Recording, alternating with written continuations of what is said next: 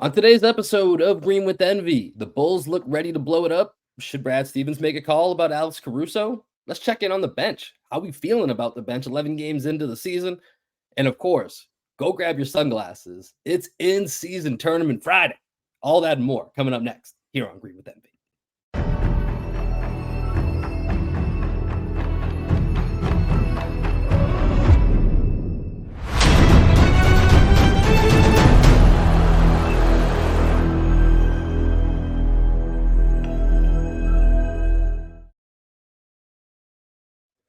What up, what up, what up? Welcome back to another edition of Green with Envy.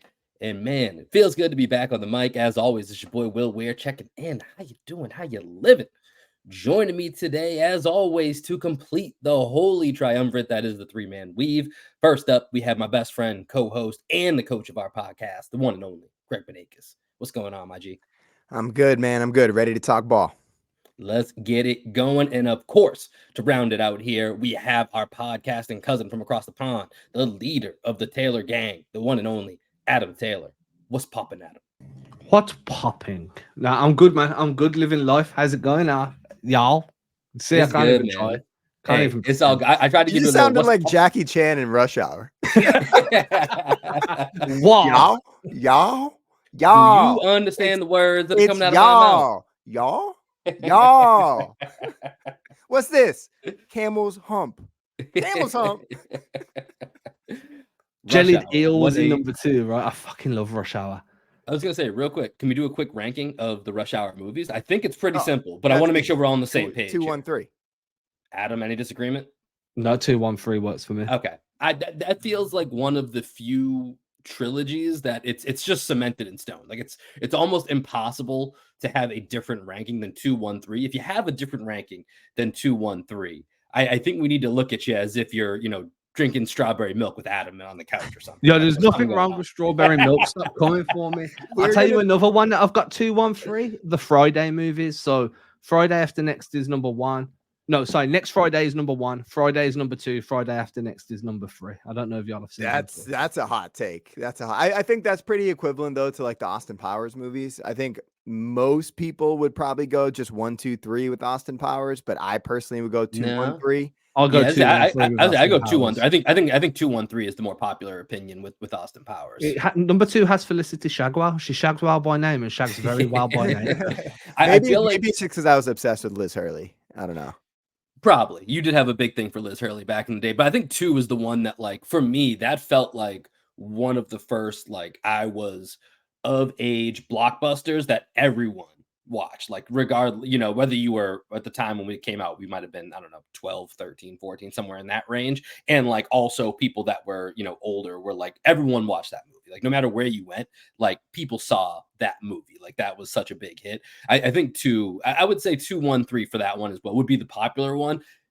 To your point, there could be some debate and you'd entertain it. Rush Hour, there is no entertaining the debate. It's right. It's and 2, Friday, I think it's, for me personally, it's 1, 2, 3 for Friday. 2's good. I think 2's good. 2's good. So I think I'm with you. Of course, you're the same fucking brain. But like I think 1, 2, 3 is how I would go. But part of it's just because 1 is so iconic. Like I think there's a chance 2 actually might be better than 1, but 1 is so iconic that I think it kind of supersedes it. Right, but then in 1 you have Smokey, and 2 you have Mike Epps, right? So it's Chris Tucker versus Mike Epps. Like Smokey's probably the most iconic character in Friday, right? So that's why I think you got to go with 1 over 2. Like, so I think number 2 for me is more quotable than number 1. So everyone who follows me on social media knows for a while I had a dickhead neighbor, right? Like she was just. There was some activities going on that I was not pleased about. Remember, we're recording now, Adam.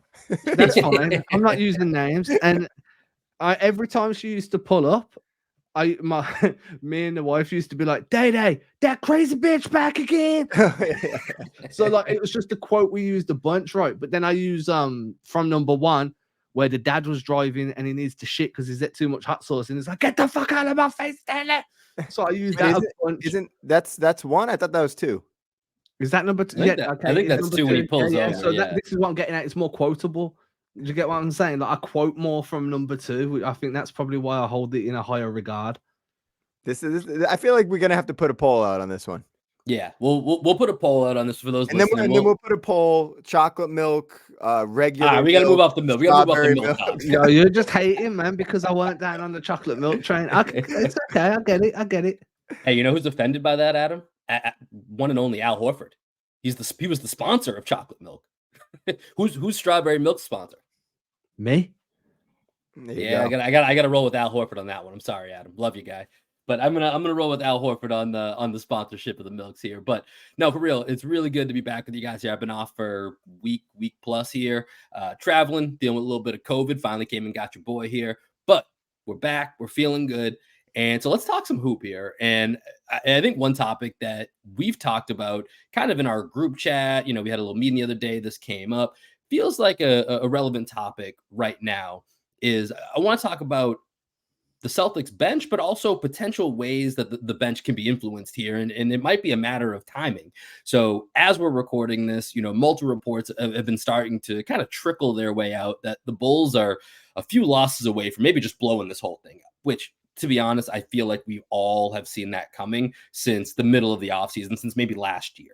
They had one good month with a healthy Lonzo Ball, and it's not really been great since.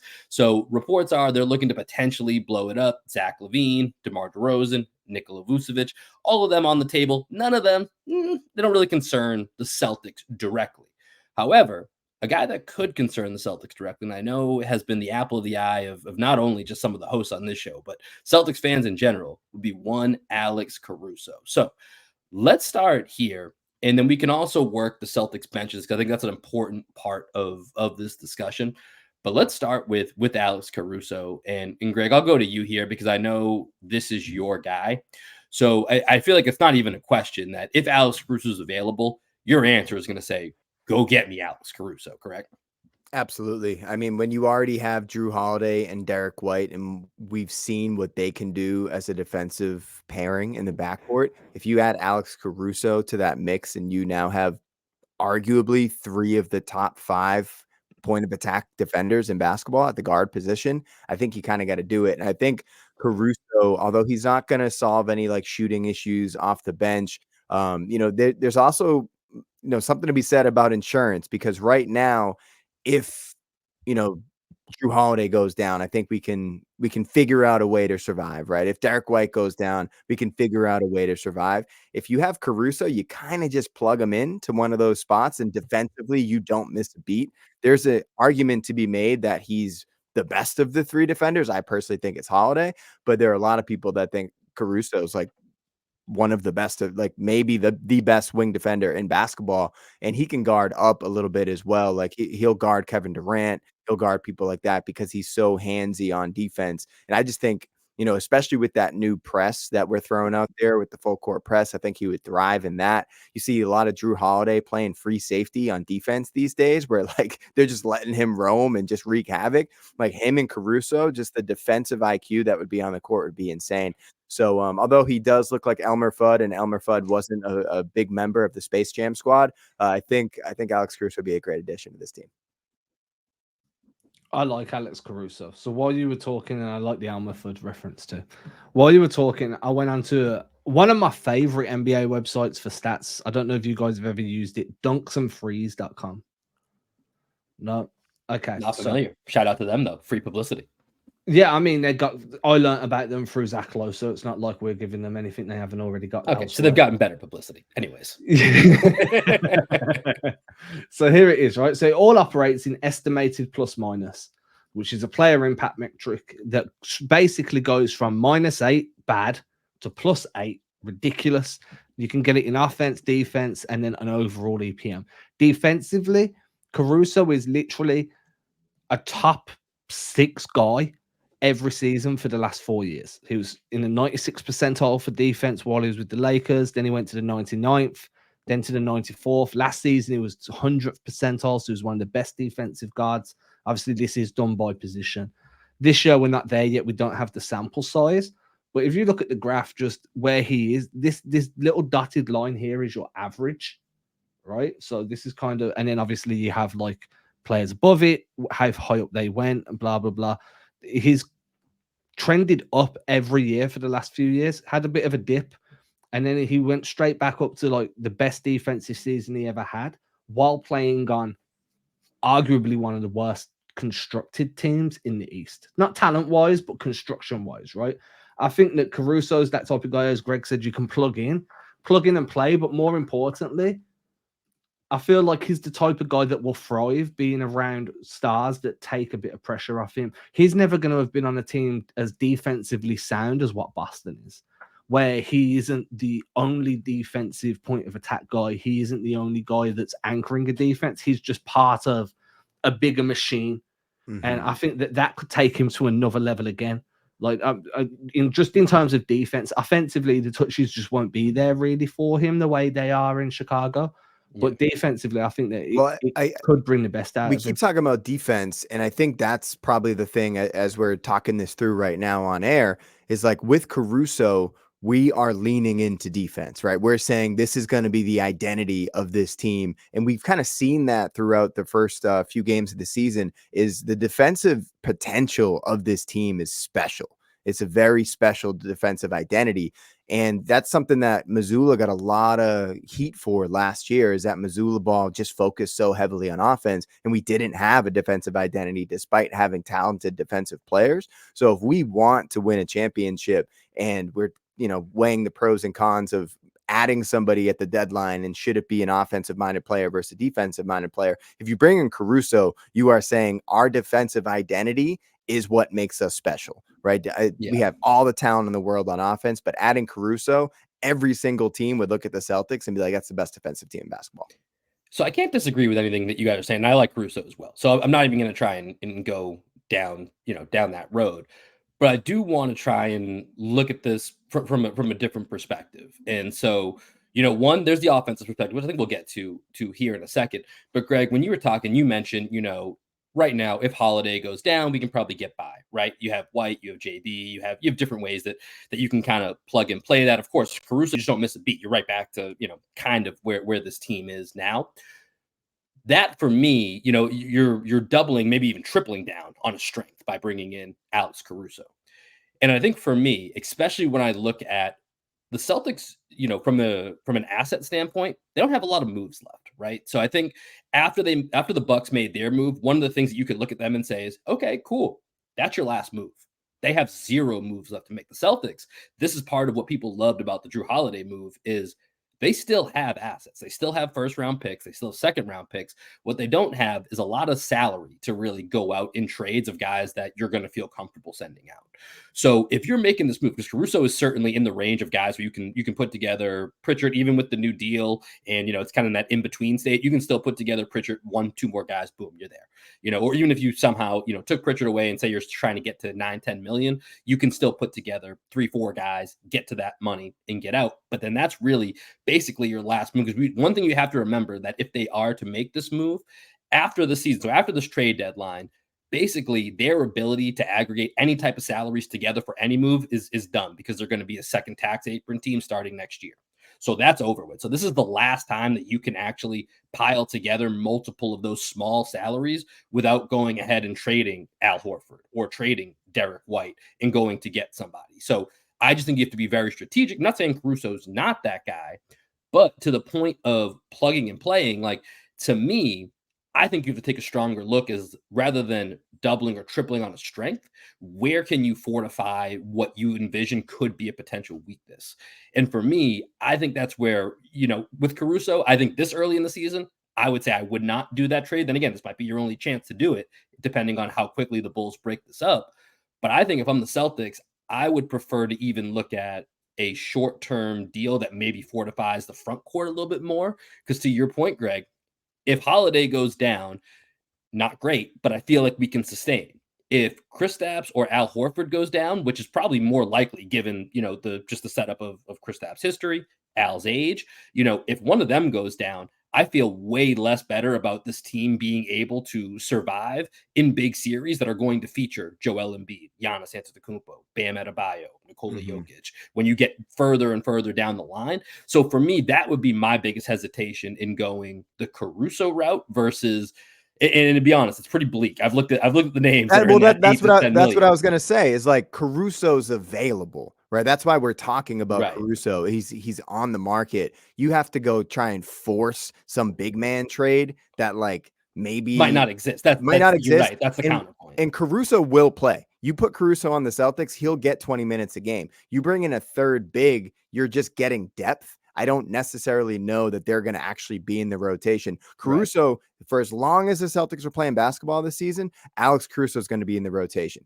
You trade for a third big, and that's your last move. You're really just saying, oh, this is insurance in case Horford or Kristaps goes down, right? But you might not actually have a guy as talented as Caruso who could earn minutes in the normal rotation. That would be my pushback on that.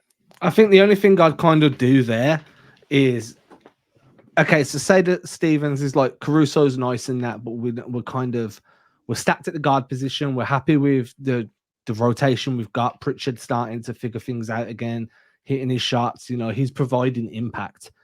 If we want a big, do we wait and see what deals the Bulls make and then see what, because big people, there's going to be centers involved in these trades most likely, because they see who shakes loose that way. Who does Chicago get that they don't really want? And then what can we do to get them for cheaper than what we would have got them originally? You know, you don't know who's going to end up being sent there. If the Lakers trade for Levine, who are they sending out? Is there somebody that could come in that is more of a forward but can slide up and play some small ball five that could earn some minutes, that isn't young enough that Chicago are going to want to keep hold of? And there's a few teams around the league that could end up putting trade packages together for someone from Chicago that might shake somebody loose.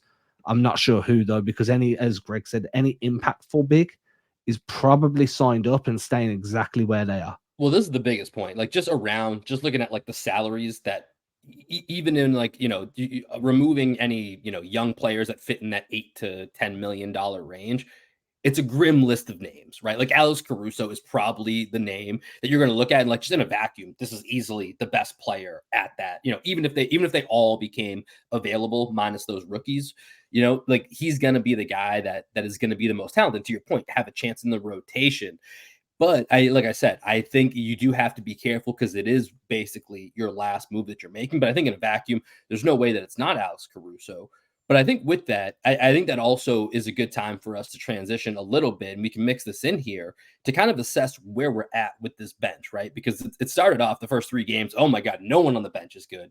I think that's kind of calmed down a little bit, but there are still certainly some questions when it comes to the Celtics bench. So let's take our first break here real quick, and then we'll come back and let's dig into where we're at with this bench.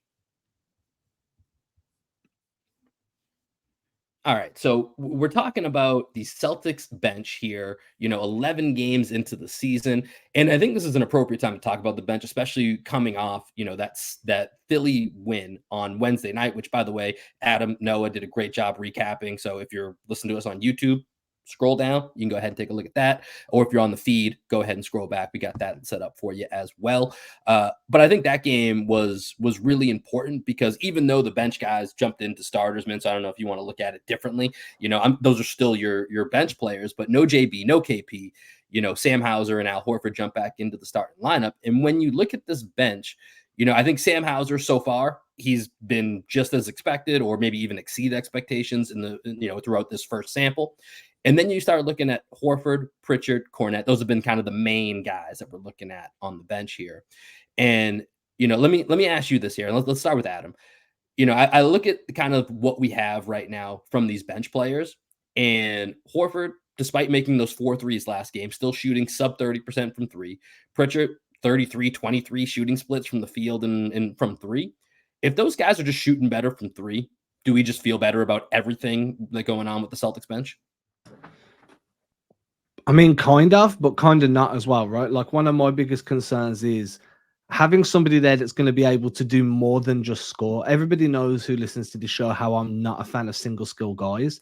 Don't really see the value in them in the postseason. Horford is definitely not a single skill guy. Pritchard is proving that he can create a little bit. When he drives the lane and gets under the rim and then does what's called gnashing, so he dribbles under the rim and back out, he's creating good looks for others, especially off of secondary cuts.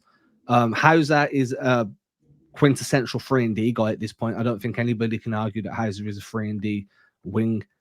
I feel quite confident. I think I'm not as confident in Cornet as what I am in Pritchard, in Hauser, in Horford. I feel like Pritchard can hold his own defensively as much as any smaller guard can. Like he's not gonna be a high level defender, but he's a passable defender. You feel comfortable if he's switched on to somebody, he's gonna fight and give everything he's got to stay in front of his guy.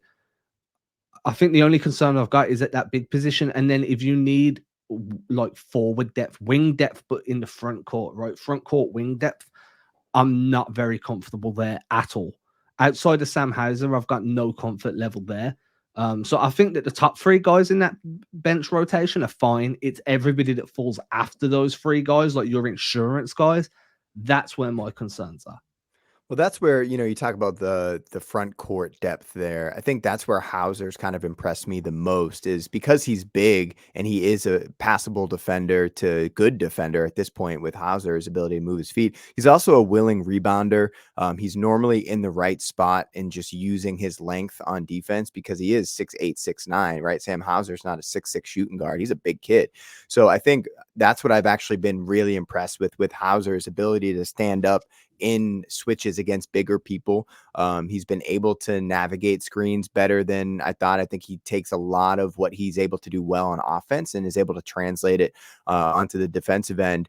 And I think, the more that we take advantage of the skill sets that they excel in as well, and that's a Missoula thing. You see me tweeting all the time, weaponize Sam Hauser. I think that if you have Sam Hauser on the court, he can't just be standing in the corner shooting three-pointers. I think that's a very good skill to have. That's what Grant Williams could do last year, but Sam Hauser is such a more versatile shooter than Grant Williams is, right? You can have him coming off pin downs, double staggers, like all this stuff, run some floppy for him. There's so many things that you can do with Sam Hauser. You can also weaponize Sam Hauser as a screener. And that's something that I want to see a lot more out of Sam Hauser, is screening to cause havoc, because you do not want to leave him. If he's the screener in an action, there's going to be a lot of confusion and people are going to be freaking out. If he runs a ghost screen into a flare, right? If they run something like that, that's going to be a big problem for some teams as they try to communicate and navigate those screens.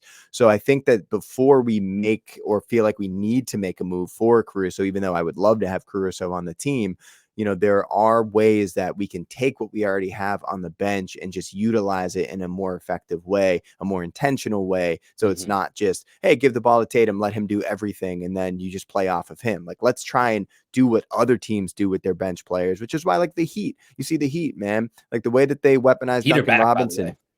They're looking good. The way that they weaponize Duncan Robinson, there's no reason why the Celtics can't do that with Sam Hauser.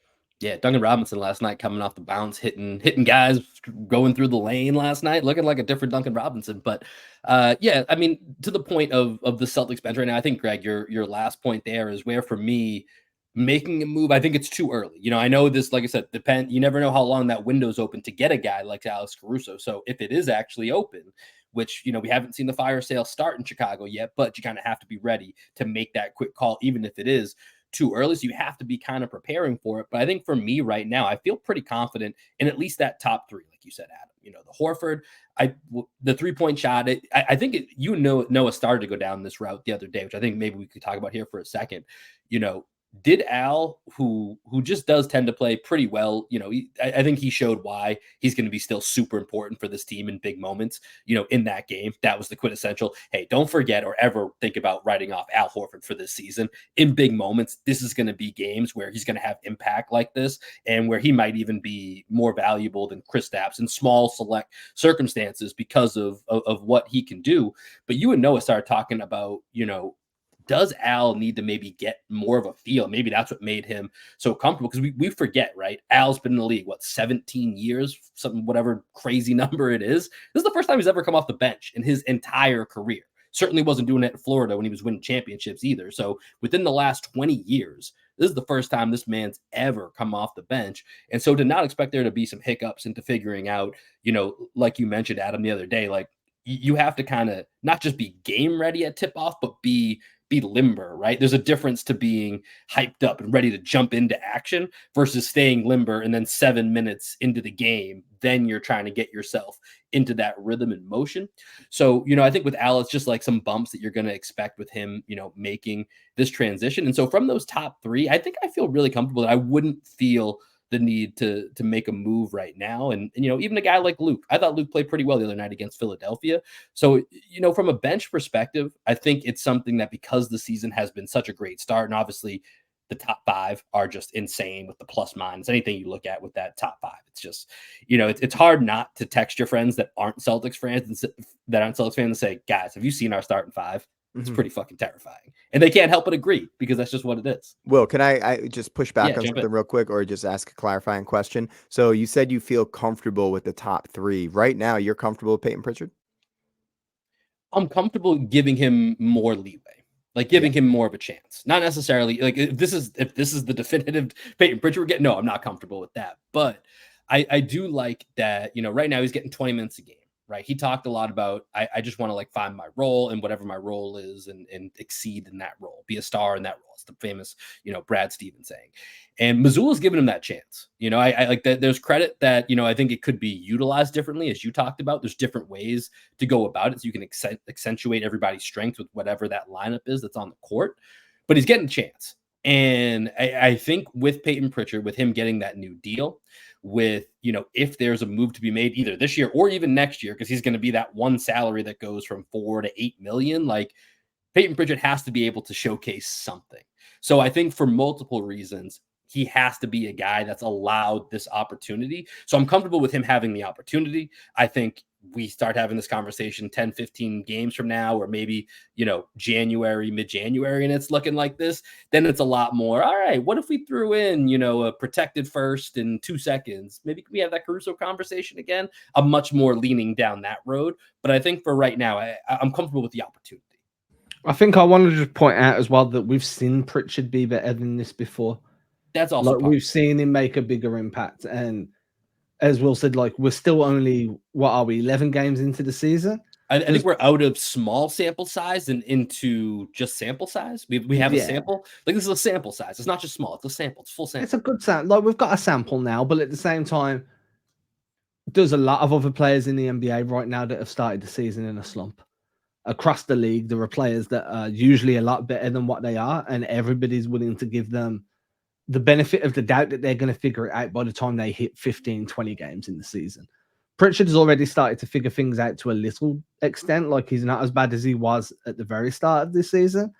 And I'm willing to give him until we get to that 20-25 game mark before I come to a definitive opinion of, yo, they got to bounce this dude, because if you need him in the playoffs, it's a problem. Or no, we're completely fine with him. I think that 11 games is just too quick to make a decision like that.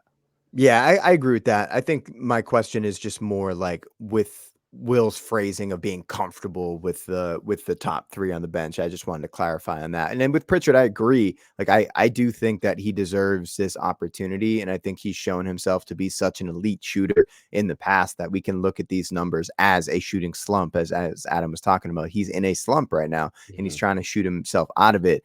But if we're halfway through the season, if it's trade deadline and Peyton Pritchard just like can't find his shot, you can't just say, hey, Peyton Pritchard's going to figure it out. Well, he had 40 games to figure it out, and he didn't figure it out. Yeah, he's got to go. Yeah. So like that's the big thing with Pritchard. And this is the thing that I keep saying, everyone on Twitter that's like, Pritchard's doing all the little things on the court. And I agree. I like that Peyton Pritchard is a dog, as Drew Holiday calls him, and he gets offensive rebounds, and he can fight on a switch, and he can dig into a big man's legs if he has to stop a rolling big down the paint. But there's Peyton Pritchard's on the court to shoot the ball. And if he can't figure out his shot this year, then unfortunately the stakes are too high, right, for the Celtics to be like, oh, we're going to be okay with Peyton Pritchard. The goal is to win a championship. If Peyton Pritchard is not helping you get to that, if he's not going to definitively be in your playoff rotation, you need to go get a guy like a Caruso who would 100% be in the playoff rotation. But I'm cool waiting on that to figure it out with Pritchard, because I do believe in him. I really like him as a player. So question, do you think that Caruso is still available by the time we get to February? Probably not, to be honest. That's the question, right? Yeah, I mean that's why I say you got to be like you got to start asking these questions now, right? Because you got to, if you're Brad Stevens, or however, as if I know how the fucking GM whisperers make this happen, but as they got their little ravens out there that are getting them the little whispers back, like, hey, it's time, like we got to make our offer, like you got to be ready to do so. the Bulls team, and we'll see the Bulls here when we talk about the in-season tournament that's coming up here. When we talk about that here in a little bit, like they're on the edge of breaking this up, as they should. Like they need a full teardown. Like that's the one thing the Bulls can't do here is like kind of put one foot in and maybe trade one guy. It's like they need a full teardown to go ahead and rebuild whatever it is they're trying to do. So, I think you got to be prepared. I would be shocked if this played out till February. But then again, Caruso could be the guy that they hold on to the latest, just because I think he could get a really interesting bidding war. He can kind of be what I thought Rob Williams might be for the Blazers if he were able to stay healthy, where you're going to have a bunch of contenders that can get to that, 9, 10, $11 million. And then all of a sudden they're like, okay, here's 2 first-round picks that you're probably not going to get right now. But if you hold on a little bit more to the deadline, create a bidding war, that could happen. So there is a world where I think that he could still be available in February. One last Caruso question, because I do really want to hear about your experience at TD Garden at the first ever NBA in-season tournament game, Will. Think about how we got Drew Holiday, right? And when we got Drew Holiday, one of the biggest things in getting Drew Holiday was that we were also keeping him away from a team like Miami, right? So if Alex Caruso, which by the way, that's the first team I thought about for a contender going to get Caruso. It's like, this feels like the most Miami move of all time. Right. So if Caruso were to go to a Milwaukee Bucks, if Caruso were to go to a Miami Heat, is that cost of Caruso going there worth giving up on Pritchard early, and putting those picks? Because if you get Caruso, the Heat are like, God damn it. They got Drew Holiday and Alex Caruso, 2 guys that would have solidified our hopes of another title run. The Bucks need a point of attack defender. The Bucks are not good right now. Everyone's saying they're going to figure it out. The Bucks are not good at basketball right now. They do not look good at all. So like they need an Alex Caruso. I don't know. I'm not sure what they have to offer. I don't know everyone's pick status. But I do think that's the other thing to consider is if we get Alex Caruso, is it worth getting him to keep him away from the other guys in the East? No, I think that's a good point. That's like you said, that was a massive part of that Drew Holiday deal that, that goes within the context of that trade. It's not written down anywhere in any ledger, but that is a massive part of that. Let's take one more break here. And then, guys, it's in-season tournament Friday. Can you feel it? Can you feel it? It's coming up next.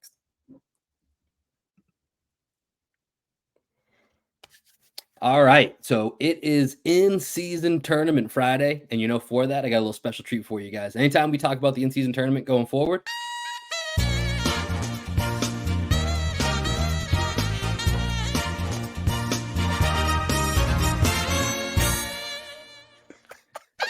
in-season. Oh wait, damn it! Had it on loop. Almost nailed it. What is this music? For that. It's the in-season tournament, man. Can you not feel it? Oh my God. This is what happens, man. The NBA, they got me, man. Get me in the building for one in-season tournament game, and I'm in. Wait, is that actual NBA sponsored music? For what?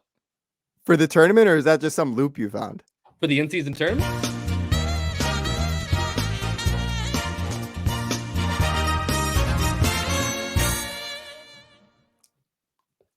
Yeah, that's it, baby. Yeah, they sent it to me, privately. They were like, man, we knew that you weren't against it. You were a borderline skeptic, and now you're all in. Get more in-season intensity.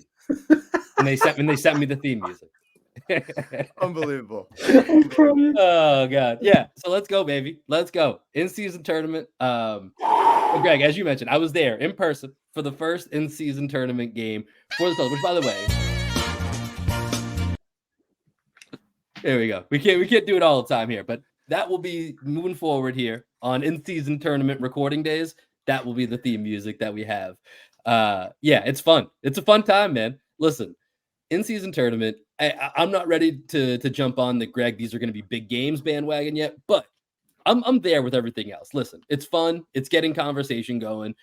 I will tell you this, when I was home, I had 3 to 4 different, kind of casual NBA fans come up to me, and that was like one of the first things, like, can you explain the in-season tournament to me? So it's generating conversation. At the very least, the NBA is doing a good job. Now, as far as people beyond asking the question of can you explain it, are they actually getting hooked into it? I think that's another level to it. But I do got to say, it is fun having this. And of course, I have a question for you guys. the intensity that we see in the Timberwolves and the Golden State Warriors coming out in fisticuffs.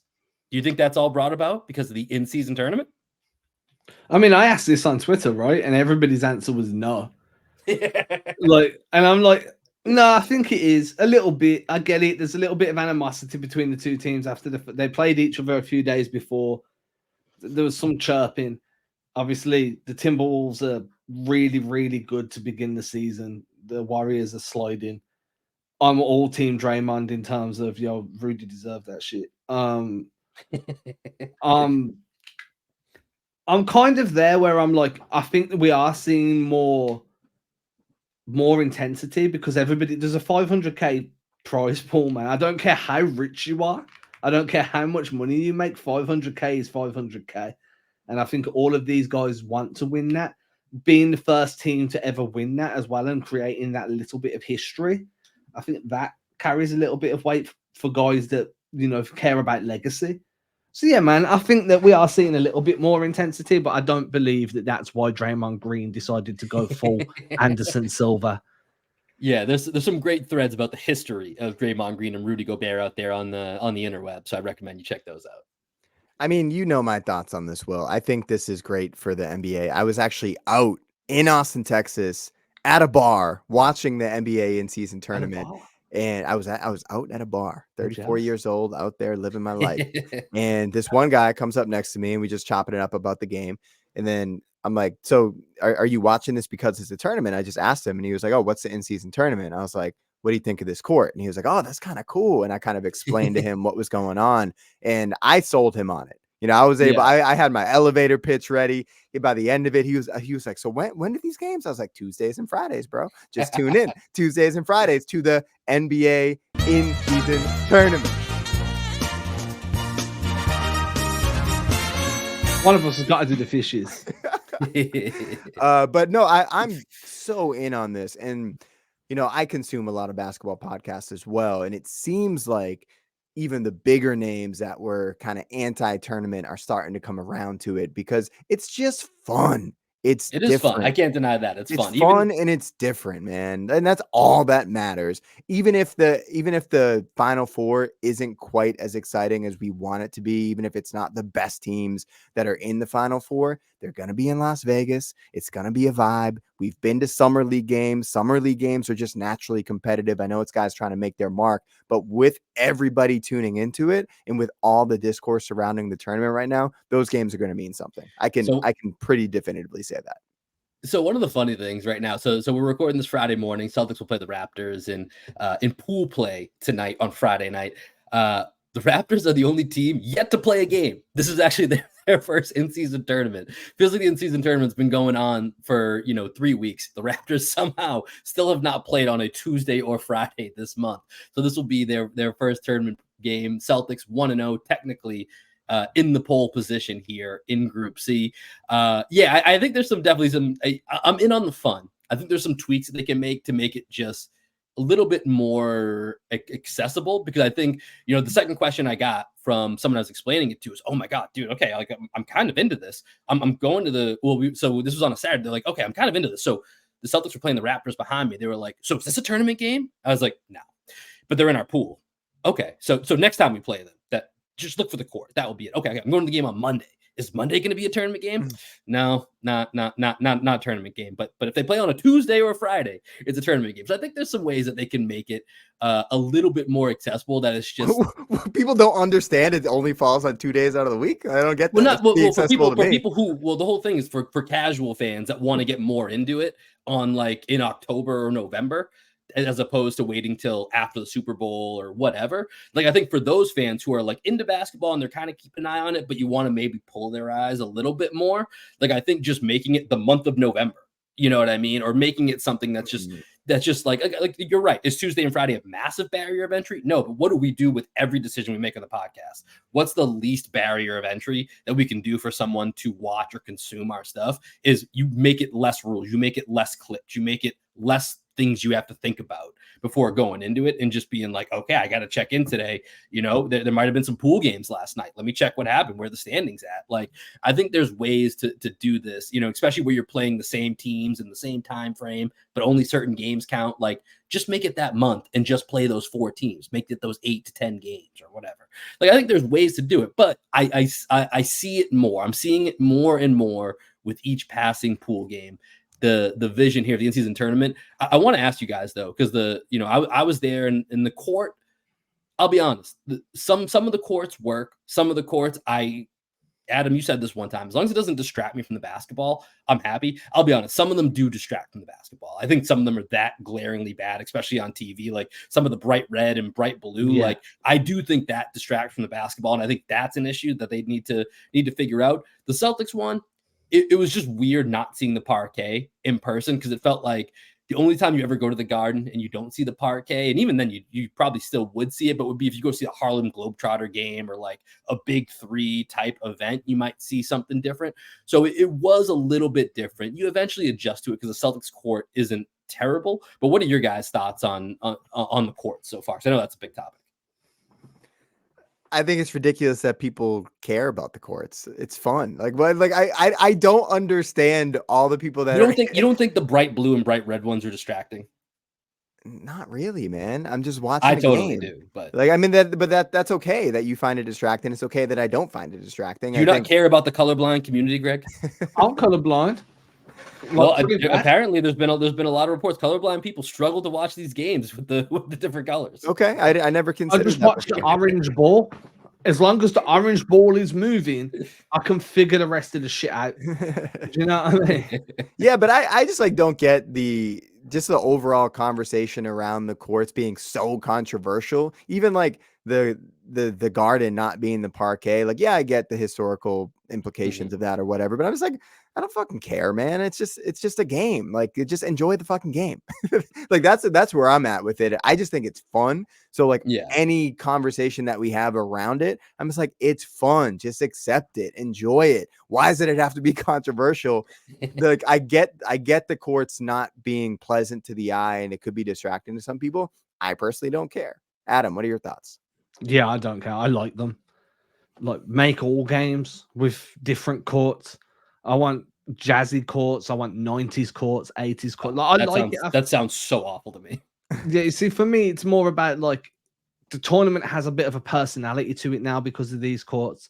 It's more than just giving it a name, right? Oh, this game is an in-season tournament game. No, this game is.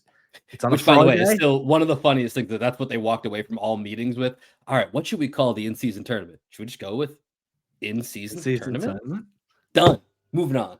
Yeah, like the worst marketing meeting of all time. But like the courts make sense to me. It's easily defined. You tune into a game with a funky court. It's an in-season tournament game. You know what I mean? Some might be a bit ugly, but I feel like a lot of people are just bitching to bitch, or they don't really like the change because they're very accustomed to watching games with standard courts. I personally like it. I've always liked when courts are a little bit more jazzy anyway. I'm down. I'd be happy if they made a playoff courts edition and all the courts in the playoffs were different. I'd be fine with that too. I'd like it if we started having tally charts on the court. So when it's a playoff series, there's tally charts for how many times a player got dunked on. Or it changes every. I thought you were saying telecharts. I was like, I gotta ask Adam, what the fuck's a telechart? Tally charts. I got what you're saying. I got what you're saying here. Yeah, I don't know. I'm the old man yelling at the clouds here.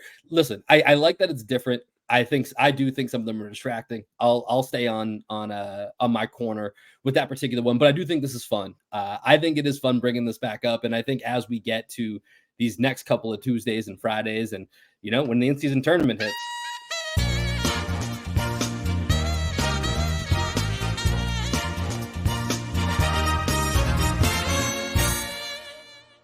You can't help but just have some fun with it. So that's what I think we need to walk away from this with. In-season tournament, we're having fun. You should be having fun. Enjoy it. Celtics, Raptors, Friday night, it's going down. We'll keep you up to date with all the pool play coming up with our future episodes. But and you guys, I think we've hit on everything we want to today. And you guys got something else that we didn't touch on today that you want to jump into before we sign off? Are we saving you meeting Mike Gorman for next pod? We can talk about that right now. Yeah, I mean, no, let's save it for next pod. We'll save it. Okay. We'll save the meeting with the legend. Tease it. Give me a good tease. Next episode, we'll dive into myself meeting the legend of Dorchester himself, Mike Gorman. Me, the boys, Mike Gorman. It's a tale that you do not want to miss. So make sure you're tuned in and locked in with us here on Green with Envy. I'm Will Weir. We got Greg Menakis. We got Adam Taylor. As always, when the three-man weave unites, it is a special, special day. Greg, any final thoughts before we send the people out? I just don't want my music to have to compete with the new in-season tournament music. So I don't even want to talk about the music that might play right now. But I'm going to play some music from my band down here in Austin, Texas. We have a big show tomorrow here in Austin. Will, I know you're sick. I'm assuming you won't be there.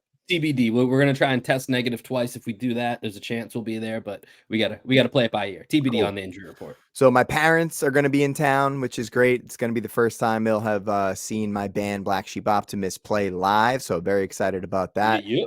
We're playing at this place called Factory on 5th Street as part of the Austin Studio Tour, which is a citywide event where there's just art galleries around the city and people can come through and support local artists.